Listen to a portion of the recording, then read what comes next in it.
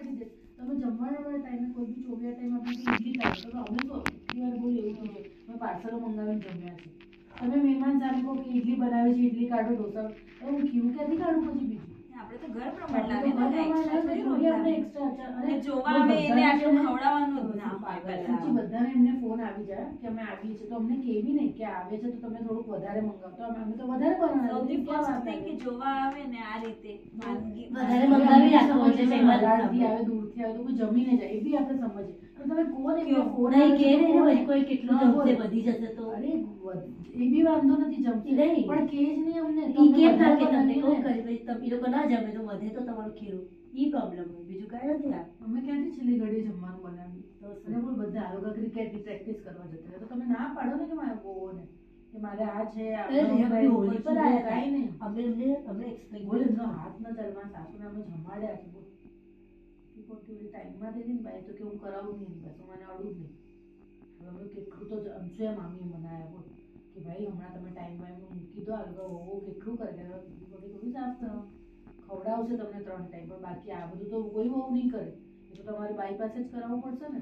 હાથ જ ન લગાડવા દે ને હું તો અડવા જ નહીં દઉં હું તો આમ જ નહીં કરવા દઉં આમ જ નહીં કરવા. આ તો મારી મમ્મી સારી બોલ ત્યાંથી બાઈ સારી શોધી મમ્મી મોકલાવી અમદાવાદ એને તો બાઈએ નતા રાખવા દેવા બોલ કે તો બાઈ તો 3 વહુ છે ને બધું કરી દેશે.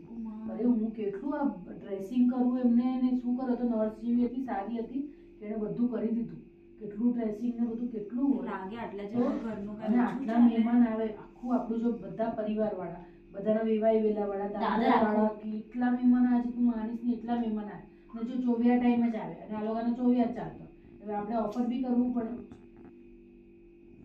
અમારે કેવું થાય મારા સસરા છે ને ત્યાં કમિટ મતલબ પ્રમુખ છે ને અમે શિખરજી લઈ જવાના હતા તો કાંઈ બી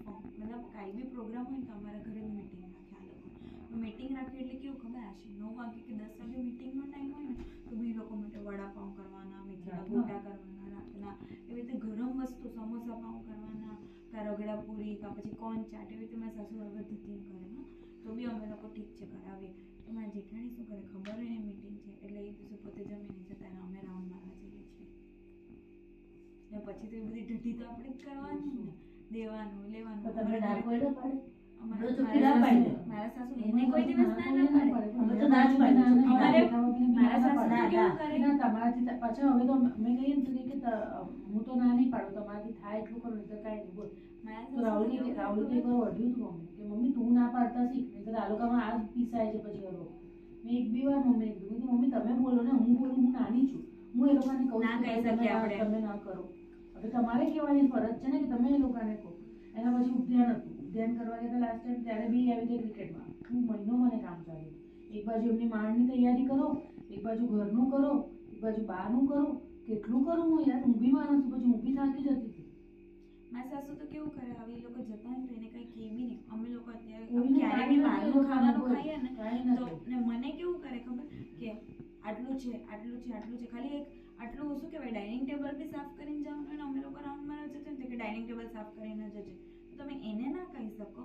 એને તમારે બધી છૂટ અને મને તમારે આટલું બધું કરીને જવાનું વચ્ચે પાછા સૂતા જ હોય સોફા પર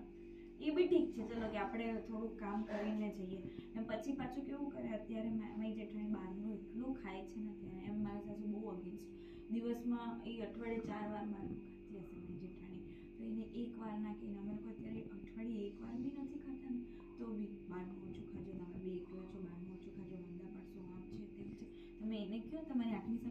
સામે બપોરે પ્લેટફોર્મ સાફ કરવાનું વાસણ ચડવાનો ટાઈમ હોય ત્યારે એને બાઈને લોચો ખાવા જવું એ એવા ટાઈમે કામના ટાઈમે તો બહાર ખાવા જાય.